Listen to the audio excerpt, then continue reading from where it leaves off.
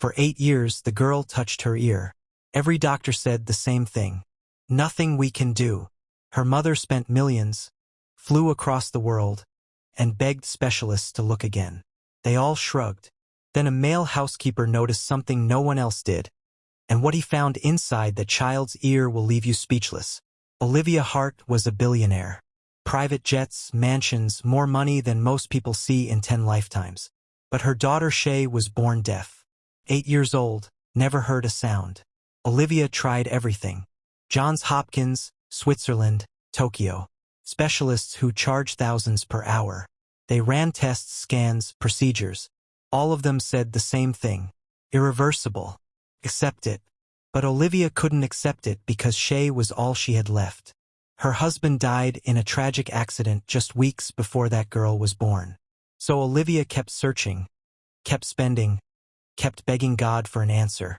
What she didn't know, the answer wasn't coming from a hospital. It was coming from the man she just hired to clean her floors. Victor was a housekeeper, 27. No degree, no credentials, just a man trying to pay his grandmother's nursing home bills. But he noticed something about Shay that every specialist had missed. Something in her ear, something dark. And one evening while Olivia was away, he made a decision that would either save that girl's life or destroy his own. What happened next? I need you to see it for yourself. Before we continue, hit subscribe, like this video, and tell me in the comments where in the world you're watching from. I believe this story found you today for a reason. The Hart Mansion stretched across 40 acres of Connecticut land. From the outside, it looked like a dream. Georgian columns, windows that sparkled in the sunlight, gardens trimmed to perfection. But inside, silence. Not the peaceful kind. Not the kind that feels like rest. This silence was heavy, thick, like something had died and no one had buried it yet. Servants moved through the hallways without speaking. Their footsteps were soft, careful. They'd learned quickly. Mrs. Hart liked things quiet. No music played in that house. No television noise. No laughter bouncing off the walls. Just silence. And somewhere in that silence, a mother was drowning. Olivia Hart sat in her study most evenings, staring at the family portrait above the fireplace. There he was, Christopher, her husband, his smile frozen in oil paint, his eyes still bright, still alive. Next to him, a younger version of herself, looking hopeful, looking whole, and between them, Shay, 3 years old in the portrait. Christopher died shortly after Shay was born. A sudden illness, the doctors called it. Too little time, too much heartbreak. Olivia held his hand while the light left his eyes. He'd been trying to say something. His lips moved, but no sound came out. Just like their daughter, Olivia never forgave herself. If she'd chosen a different hospital, if she'd demanded better care, maybe he'd still be here. Maybe Shay would be different. The guilt sat on her chest like a stone she couldn't lift. So she did the only thing she knew how to do. She spent money, millions of dollars, the best specialists on earth, flights across oceans, hotels that cost more per night than most people earned in a month. Every doctor said the same thing. Your daughter's deafness is congenital. There's nothing we can do. You need to accept this. Accept it. How could she accept that her girl would live in silence forever? How could she accept that Shay would never hear her mother say, "I'm sorry your father isn't here"? So Olivia kept searching, kept writing checks, kept hoping that somewhere out there, someone had the answer. She didn't realize the answer wasn't coming from a specialist. It was coming from someone she'd never think to look at twice. Someone who was about to walk through her front door with nothing but faith in his heart and bills he couldn't pay. His name was Victor, and he was about to change everything. Victor Deer arrived on a Tuesday morning in October. The sky was gray, the kind of gray that makes everything feel heavier than it should. He stood at the gate of the Hart estate, clutching his bag with both hands, trying to steady his breathing. This was it, his last chance. Back in Newark, his grandmother was lying in a nursing home bed.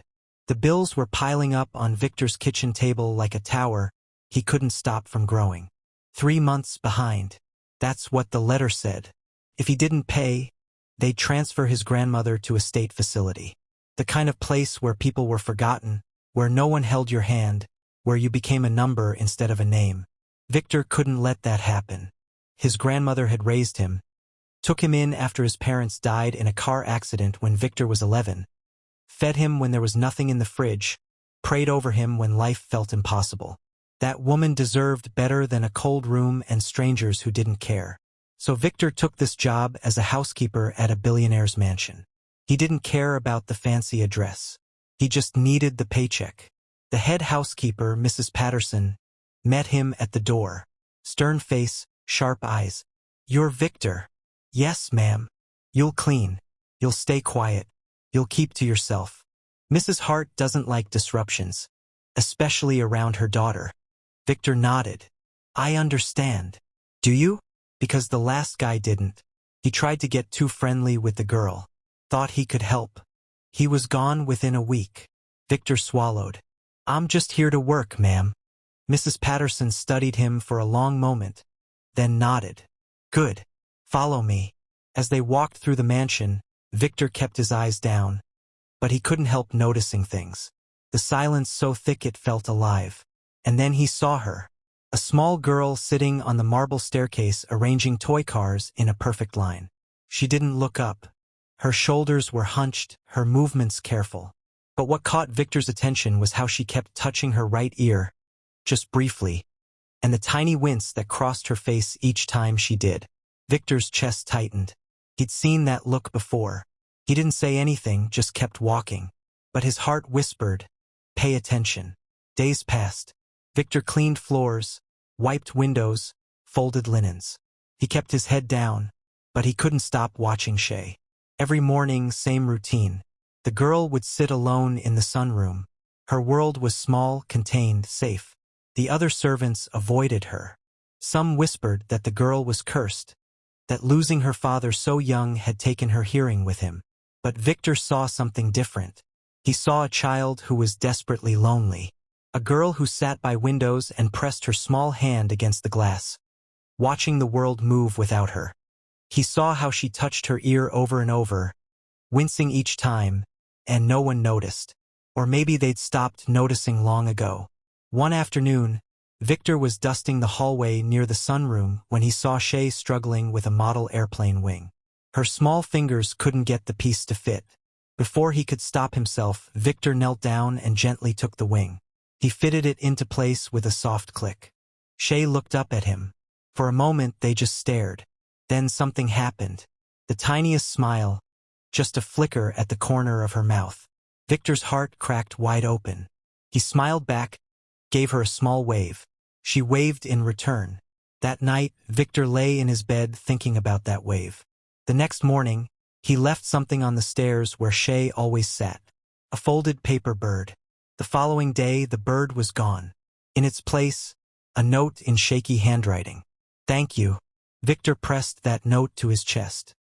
He whispered into the quiet, "Lord, let me help this child. Show me how." Over the next few weeks, something shifted. Victor and Shay developed their own language. Small things, secret things. He'd leave her candy. She'd leave him drawings.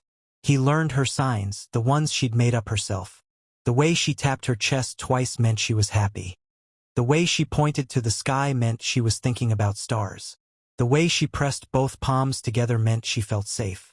Victor treasured that. But not everyone was pleased. One evening, Mrs. Patterson cornered him. "I've seen you with the girl." Victor's stomach dropped. "Ma'am, I don't. I warned you. Mrs. Hart has rules. Staff doesn't get close to Shay. I'm not trying to cause trouble. She's just lonely. That's not your concern. You're here to clean, not to parent that child, not to fix what can't be fixed." Victor bit his tongue. Fix what can't be fixed. That's what everyone said. If Mrs. Hart finds out you've been interfering, you'll be gone. That night, Victor sat on his bed. He thought about his grandmother and the bills. He thought about Shay and the dark things he'd seen in her ear. Fix what can't be fixed. But what if it could? Victor picked up his Bible. "Lord, I can't lose this job, but I can't ignore what I'm seeing." No answer came, just the weight of a decision, between what he needed to survive and what he knew was right. The next morning, Victor was sweeping when he heard it. A soft thud, then a muffled cry. He followed the sound to the garden door. And there was Shay sitting on the stone bench, both hands pressed tight against her right ear. She was crying in complete silence. Victor dropped the broom and ran to her. Shay, look at me." She opened her eyes. Red, wet, full of pain. He gently signed, "Your ear." She nodded. Victor's chest felt crushed. "Can I look?" he signed. "I promise to be gentle." She hesitated, then leaned forward. "Trust. This child, poked and prodded by doctors her whole life, trusted him." Victor tilted her head toward the morning light and looked. There it was, deep inside her ear canal. Something dark, dense, glistening like wet stone. His breath stopped. How had every doctor missed this? Victor's mind raced back to his cousin Marcus, who had a blockage just like this. "Shay," he signed slowly. "There's something in your ear." Her eyes went wide. "We need to tell your mother." Panic exploded on her face. Her hands moved frantically. No doctors, please. They hurt me." Victor's heart shattered. She had learned that help meant suffering. He took her small hands. "I would never hurt you," he whispered. He sat with her until the tears dried. Then he walked back inside, his mind spinning. He knew what he saw. But what could he do? Tell Olivia? She'd just call the same specialists who'd missed it for years. Do nothing? Watch her suffer? That night, Victor lay awake. His grandmother's voice echoed, "God doesn't always send help in fancy packages. Sometimes he sends it through folks with nothing but willing hands." Victor closed his eyes. His hands were willing. But was he brave enough? 3 days passed. He couldn't eat. Every time he closed his eyes, he saw that dark mass blocking her world. He thought about his sister, Diane, who died at 14 because they couldn't afford help. He'd promised himself, never again. He'd never stand by while a child suffered. But this wasn't his sister. This was a billionaire's daughter. And he was nobody. Victor stood by the window. Somewhere in this mansion, a little girl was sleeping in pain. And he was the only one who'd seen. The Lord doesn't call the equipped, child. He equips the called. Victor made a decision. Tomorrow, if Shay showed pain again, he would act. He would trust God, even if it cost him everything. The next evening, Olivia was away. The house was quiet. Victor was folding linens when he heard a thump. He ran toward the sound. Shay lay on the floor, hands pressed to her ear, face contorted. Silent tears. Victor dropped to his knees. "I'm here, baby." He cradled her head, tilting it toward the lamp. The mass was swollen now. His hands trembled. He reached into his pocket and pulled out sterilized tweezers. "Lord, guide my hands." Shay looked up at him, scared, but trusting. "I won't hurt you," he signed. She nodded. Victor took a breath and gently moved the tweezers into her ear canal. He could feel it, dense and sticky. He hooked it gently. Resistance. His heart hammered. He pulled again, slow, careful. And then release. Something slid free into his palm. Years of buildup that had stolen her hearing. Shay gasped. A real audible gasp. Her hand flew to her ear. She sat up, looking around like she'd never seen the world before. She pointed at the grandfather clock. Her mouth opened. A sound came out, rough but real. "Tick," she whispered. Victor's tears fell. "Yes, baby. You can hear it." Shay's whole body trembled. She touched her throat, feeling the vibration of her own voice. One word. The first real word she'd ever spoken. "Mom." Victor sobbed and pulled her close. "You can hear," he whispered. "Thank you, Jesus." Shay clung to him. Then, heavy footsteps. Olivia Hart stood in the doorway, face white as death, eyes locked on the blood on Victor's hands. "What have you done?" Olivia's voice shook the walls. She rushed forward, pushing Victor aside. "What did he do to you?" Shay flinched. But then her mouth opened. "Mom, I can hear you." Olivia froze. "What?" Shay touched her mother's face. "Your voice," she whispered. "Is that your voice?" Olivia's legs buckled. Then her eyes landed on the tweezers and the dark mass in Victor's palm. Terror overtook wonder. "Security," Get him away from my daughter. Ma'am, please. I helped her. This was inside her ear. You're not a doctor, Olivia roared. The guards grabbed Victor. Shay screamed, actually screamed. No, don't take him. The sound of her daughter's voice stopped Olivia cold. But the fear was too strong.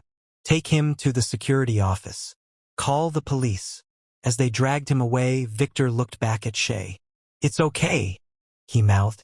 At the hospital, doctors swarmed. Olivia paced. Her daughter was speaking, hearing. It was impossible. A nurse approached. Mrs. Hart, the doctor needs to speak with you. Dr. Matthews sat behind the desk. He slid a folder across. This is your daughter's scan from 3 years ago. Olivia opened it. Circled in red. Dense obstruction noted. Recommend immediate removal. Olivia's blood turned to ice. Someone saw this? It appears so. But your account was flagged for ongoing treatment protocol. The words hit Olivia like a bullet. They'd known. They'd left it there because her money was too good. They kept my daughter deaf on purpose, she whispered. All those millions, all those specialists, they'd lied. And the one person who actually helped was sitting in her security office waiting to be arrested. Olivia stood. She had a housekeeper to find and a lifetime of apologies to make. The miracle acknowledged. Victor sat alone, head bowed, praying for Shay. The door opened. Olivia Hart stood there, eyes red, face broken. Victor. She spoke his name reverently. He stood. Mrs. Hart, I can explain. Don't. She walked toward him.